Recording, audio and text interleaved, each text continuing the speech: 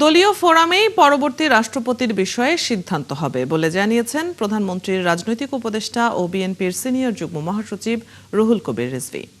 সকালে রাজধানীর শেরেবাংলা নগর জিয়া উদ্যানে রাষ্ট্রায়ত্ত ১২ প্রতিষ্ঠানের নবনিযুক্ত চেয়ারম্যানদের নিয়ে জিয়া দম্পতির সমাধিতে শ্রদ্ধা জানিয়ে এই মন্তব্য করেন তিনি।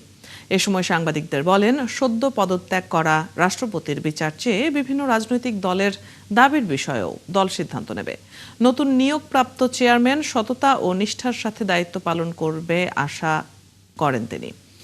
আরও বলেন, ফ্যাসিস্ট বিরোধী আন্দোলনে অবদান রাখা সকল ব্যক্তিকে মূল্যায়ন করবে বিএনপি। যারা এরই মধ্যে দায়িত্ব পেয়েছেন তারা যেন ভবিষ্যতে অন্যায়ের কাছে মাথা নত না করেন সেই আহ্বান জানান রুহুল কবির রিজভী। গেল ৪ মাসে প্রধানমন্ত্রী তারেক রহমান সকল প্রতিশ্রুতি বাস্তবায়নে কাজ করছেন জানিয়ে রিজভী বলেন, $1 ট্রিলিয়ন উদ্যোগ তরুণদের কাজে লাগানো হবে। তার গুরুতর শারীরিক অবস্থা অবনতি হয়েছে, তো সেটাই আমরা জানি এবং সেই কারণেই তিনি পদত্যাগ করেছেন।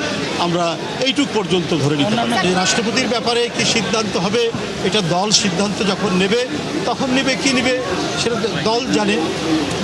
উচ্চতর নীতি নির্ধারণী ফোরাম আছে, নির্বাহী কমিটি আছে, সেটা দলের বিষয়। আমি ব্যক্তি মানুষ হিসেবে, দলের সিনিয়র যুগ্ম মহাসচিব হিসেবে শুধু ওইদিকেই বলি যে তিনি পদত্যাগ করেছেন, তার শারীরিক অবস্থার অবনতি হয়।